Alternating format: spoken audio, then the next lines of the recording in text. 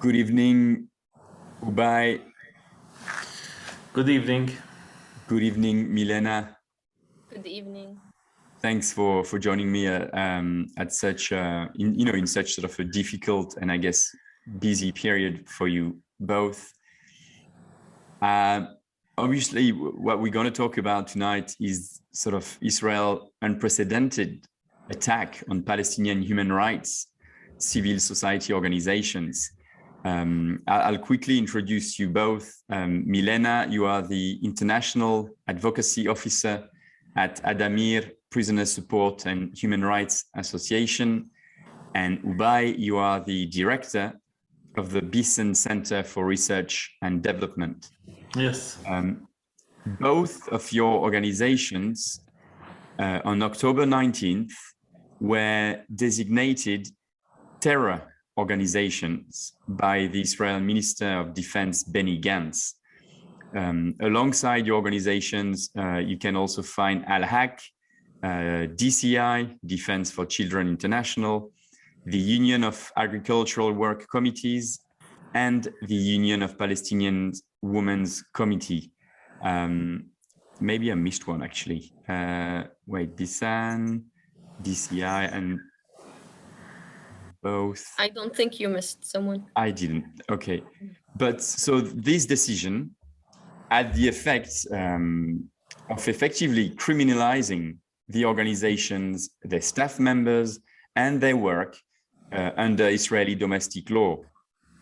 But this didn't end. So this was October 19th, and on November 3rd, Israel issued a military order extending these, criminalization to the West Bank. Today, we've also heard that an investigation by frontline defenders has found that rights activists working for these organizations, some of them anyway, were previously targeted by the Israeli spyware NSO. And this didn't end today. We also heard that the Israeli military has been conducting a broad surveillance effort in the occupied West Bank.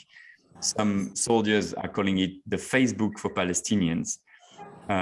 So they've got, it involves the smartphones, they captures photos of Palestinians, faces, and then it matches them with a database of images. And then the phone apparently flashes if you have to detain the person, arrest the person, or leave the person alone. Seeing all this, and we were talking about this, Milena, before we started, it's like Israeli apartheid gone mad or on steroids.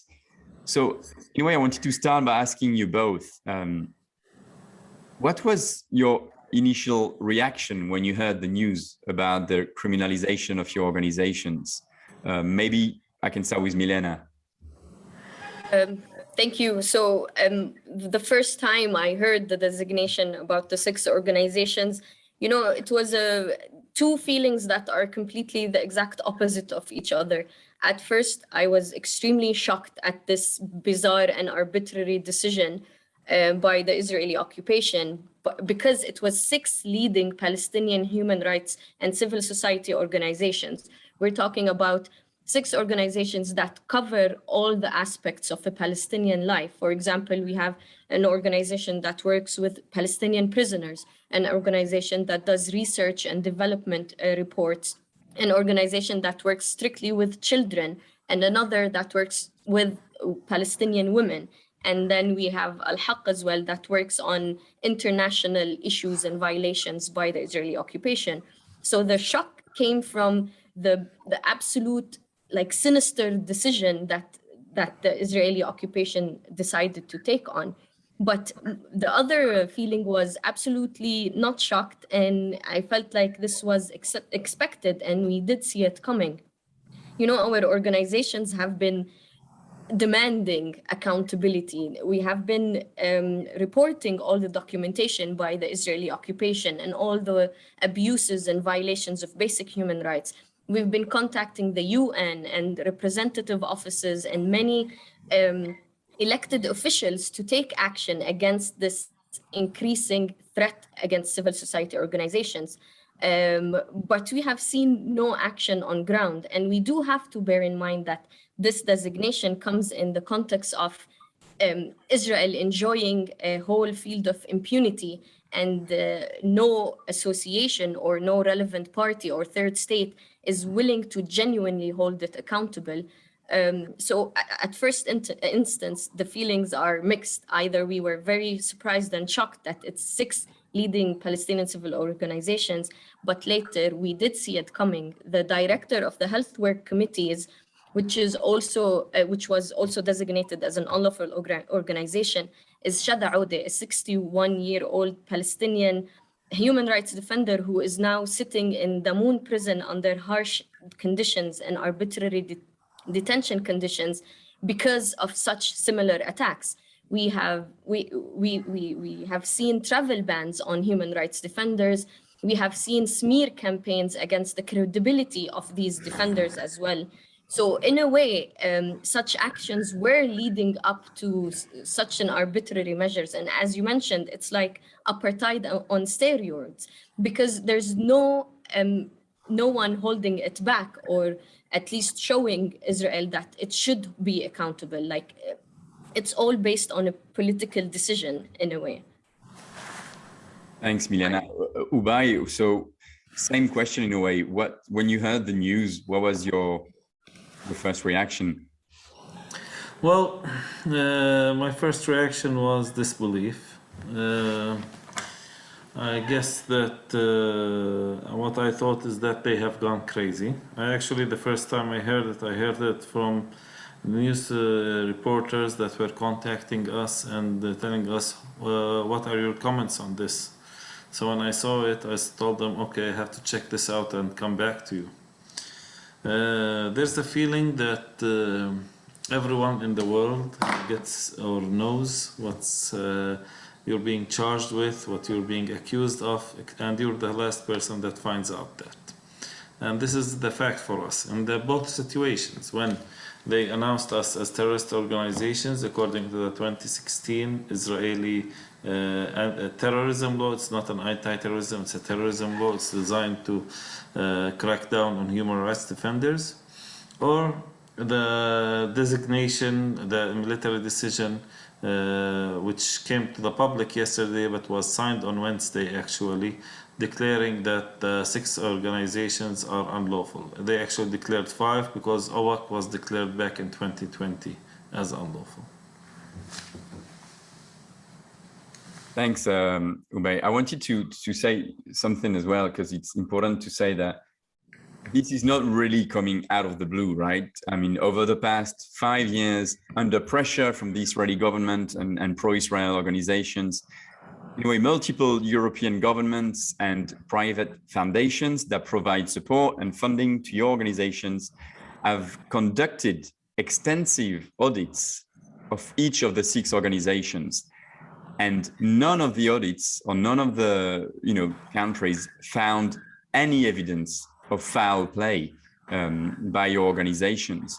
We also know that NGO Monitor, an organization that a pro-Israel organization, has been campaigning for such action to be taken for years and years, maybe 10, 15 years. But I wanted to ask you, so what does it mean in practice? I know it's very recent, but what does it mean, this designation as terrorist organization for you, the staff, and the rest? Well, they used to be able before that. We had no impunity. From before that, they broke into our organizations, Bisan and Addameer. From before that, they arrested staff members. From before that, they had smear campaigns against us. So actually, this is something that they continue to do all of the time. For us, as human rights organizations and civil society actors also, we believe that this decision came to trying to exploit the international anti-terrorism discourse and take advantage of it so that the international community would come down on Palestinian organizations, including banks, banking systems. On the other hand, This designation with the military order that came out also says that quite blatantly that our organizations, our lives, our freedoms, our existence is now in the hands of the military commander. If he wishes so, he can take the decision of any second that will affect our lives, our families, our organizations, our existence. So it's against the organizations. I think it's a death sentence against the organizations. They have declared their death sentence. They want to execute us as organizations. As individuals, it's also trying to criminalize us, dehumanize us, and put us in a context that we're constantly trying to defend ourselves or floating, keeping our heads just above water, while they are exerting all of the pressure that they have as an apartheid and colonial occupation. And do you want to add something? Yeah. Yes, and I have a few points on this, and it's very important what Ubay mentioned. They are sucking the blood out of our organizations in order to completely not only outlaw, but make it very difficult for us as Palestinians to do the work that we do. This plays on two sectors. These allegations are directly, sometimes, like, you can tell that they are directed to our funders as well, which in a way, this is what Israel fears. It doesn't only fear Palestinian voices that speak up, but those who support them as well. The false accusations, as you mentioned, there has been auditing for some organizations, and their funders explicitly said that there is no concrete evidence that there has been misconduct or that the funding goes to activities that is not under any of the mandates of the organizations. So such a move by the funders and states that do support is very important in the campaign of standing against this decision. What I wanted to mention as well is it's important to note what this decision also means on the international community and not only our organizations. As Palestinians, we are under the constant risk of arbitrary arrests and detention. This is something that every Palestinian faces on a daily basis through Israeli military orders that have criminalized any aspect of a Palestinian life. A Palestinian child can be under administrative detention based on zero trial or no charges and secret information, but yet that is okay. So now targeting the bigger organizations, this won't be allowed in a way. It does affect the staff that are also working on this. It creates some kind of fear. And this is why we say this is a silencing campaign. They want to silence any opposition against the apartheid regime, any voices that speak up against the violations of international law. And most importantly, they want to isolate Palestinians from the international community so they do not have any kind of support towards their right of self-determination or their fight for their basic human rights. What it means to other organizations. This doesn't only target Palestinian civil society, it targets the whole international community that stands against these arbitrary policies and unjust measures by the Israeli occupation. It targets our funders, it targets our supporters, and through the recent Frontline Defenders report that talked about the spyware and Pegasus, this has a grave and a impact on whoever the victims of this spy software interacted with. It is not only the families of the Palestinians, but for example, Ubay has been speaking on, he's the director of a center that works for development and reports. We're talking about Salah Hammouri, for example, who is also working in Addameer. We're talking about Ghassan Halaya, who's also a field researcher at Al-Haq. He has direct communications with victims who he monitors their situation and reports about their violations. So we're talking about an even greater and wide range of violations against the whole international community and not only Palestinians. Yes. Yeah, it's like Israel building its network, and it's it's like a spider, a web of control. And in a way, I guess the recent allegations against the organizations, it's Israel telling the international community, we want to continue apartheid, occupation, ethnic cleansing without anyone reporting on it or ever talking about it, right? Exactly. And sorry, I just wanted to go back to that this is an escalation. This is not a singular incident that should be taken into account. As you mentioned, we have been targeted and harassed as civil society organizations for a long time, whether it is smear campaigns that discredit our work or reports that are completely ambiguous and have zero evidence against them. You did mention NGO monitoring, and this is an excellent example to the smear campaigns that are conducted by non-state actors, but they are definitely supported by the state of Israel, for example. Following the designation of our organizations as terrorist organizations, NGO Monitor reported on each organization on its own, on its funders and sponsors. And what's even bizarre is when they see such, like, the funders and the amount of money we do, and on the other side, the work that we do, it should be clear that literally every shekel that comes into our offices goes to the programs that we provide for vulnerable Palestinian communities that need our help and assistance as a Palestinian. We don't only do work against the Israeli occupation. For example, Addameer does also monitoring of Palestinian political prisoners under the PA as well. Al-Haq does, so this link that our organizations are established by terrorist organizations to feed into their activities could not go into any court of law that believes evidence and the rule of law. There is no basis for such allegations, and Israel should be held accountable for taking such a decision based on its political authority as the colonial regime and that maintains control over the people.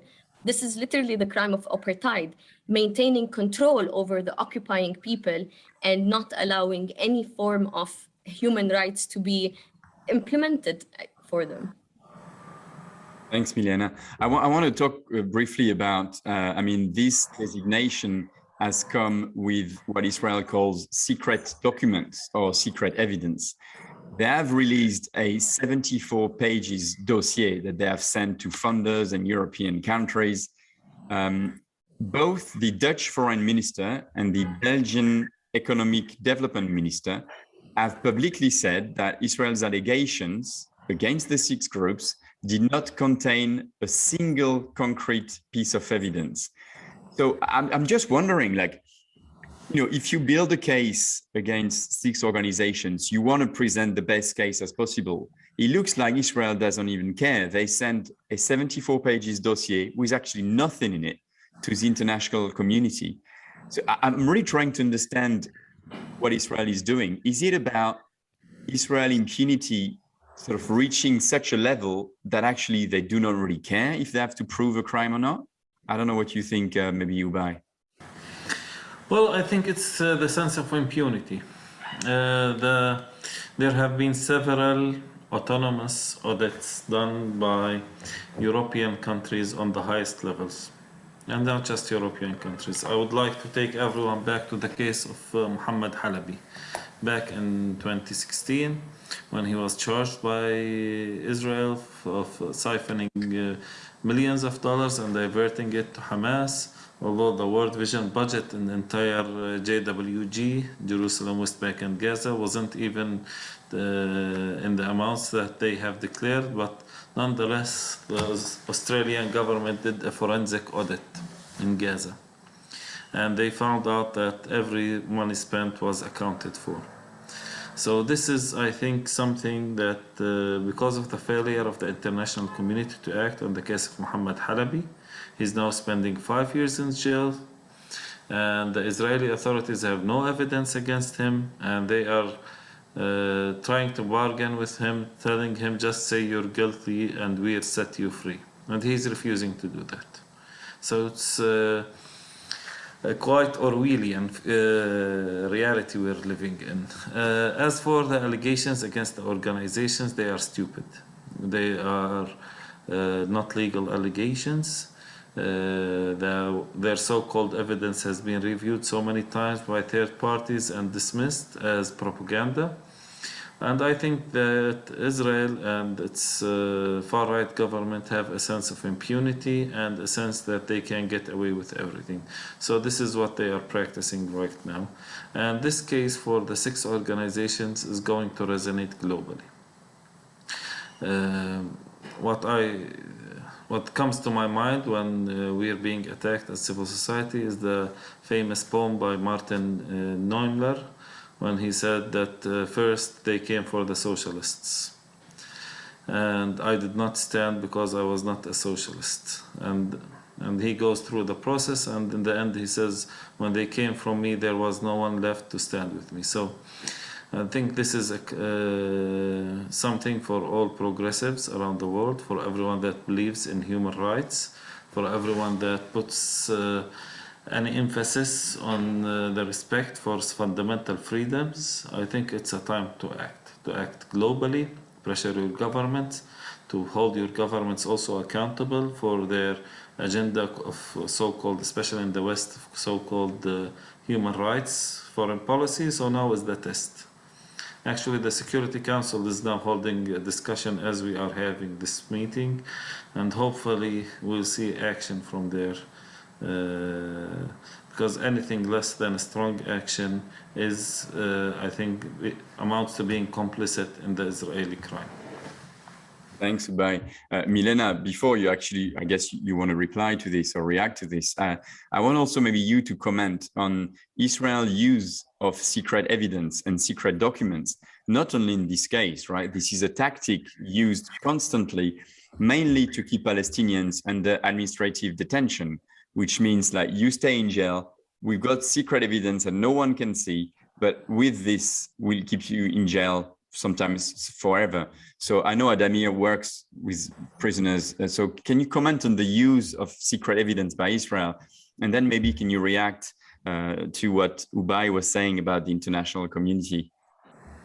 Yes, so currently there are 500 Palestinians under administrative detention, which means that Israel can detain these Palestinians without any charges or without trial, and based on secret information. The secret information, it's important to bear in mind that they are reports by the Israeli security services.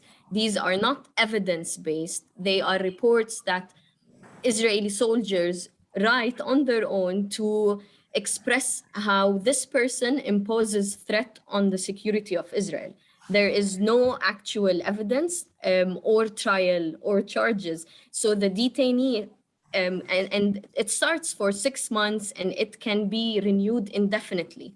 We have cases where Palestinians under administrative detention were continually renewed their administrative detention, or they go out after the 6 months and then they continue to be held under administrative detention. It's important to also note that children, women, students, human rights defenders, politicians, all are subjected to administrative detention. This gets even more worse when such information cannot be disclosed to neither the detainee nor the lawyer. So you sit in a military court, hearing the military prosecutor say that we want to detain you for 6 months and possibly renew it based on zero evidence. And this is implemented in Israeli judicial systems. So it might be bizarre for the international community that Israel bases its allegations on secret files, but we have witnessed the use of these secret files to detain hundreds and thousands of Palestinians based on it. As I mentioned also, there's a child, there is 3 children under administrative detention now. So Israel's allegation is these children impose a grave security threat on Israel that we cannot tell you what it is, but we should detain them for an indefinite time. And as we speak, there are 7 Palestinians under hunger strike, under critical health conditions at this moment. They have lost severe amount of weight. They're having difficulties in movement and speech. You can definitely see their health implications worsening day by day. They are using their bodies as a tool to protest against Israel's administrative detention. Until this day, there has been none of them were released due to their critical health conditions. It's important to note that Israel abuses its legislation and judicial system in order to maintain control over the Palestinians. This is evident by when they see the situation of the hunger striking detainee worsening, they freeze the administrative detention order. This freezing doesn't mean the detainee is free and is liberated, but it means that the Israeli prison services are not responsible for his health, whatever happens during this time. And as the detainee's health semi gets better, like I'm not saying the detainees have proper health at this point, but when the Israeli occupation sees that there is some kind of bettering in their conditions, they reactivate the administrative detention order. And this is what has been happening to Miqdad al-Qawasmi and the other hunger striking detainees. So it might not be bizarre for us how Israel really abuses its powers as an occupying power to not only maintain control, but decide who gets to live and who doesn't. The hunger striking detainees are also former prisoners who have been under administrative detention for several years as well. So this is customary for Israel, and this is why they feel like, as Ubay mentioned, they live in impunity because they see it all around. When we talk about 7 hunger striking detainees at imminent risk of death, and their health conditions are worsening day by day, and Israel decides to freeze the decision and then reactivate. Freeze and reactivate. They don't even think about the idea of issuing a list of charges against these detainees and trying them based on law and evidence. Because again, Israel does not have any law or evidence to maintain its apartheid regime, but it is the impunity of the international community that allows it to keep on doing these policies and keep on taking it and keep on implementing them. Thanks, Milena. So my final sort of question to you both: what are your hopes? What are the next steps? Sort of how are you fighting back, and what are you expecting in a way from? So when I say the international community, I mean the states, but also the citizens. So if you want to briefly answer that, and then we wrap up. You want to start, Ubay, or? Yes, okay. From the international community, I see that it's a moment of truth. The governments, especially in the global north, need to put what they call it, put their actions where their words are. They have, from the United States to the EU, they said that their foreign policy, main aspect of it is promotion of human rights and democratic values. So we want to see that also taken into action. We have seen that soft words or giving the occupation a leeway and just critiques without action does not deliver us anything. So we expect them also to start imposing sanctions on the occupation and apartheid state of Israel until it ceases from its grave human rights violations. This is the first thing.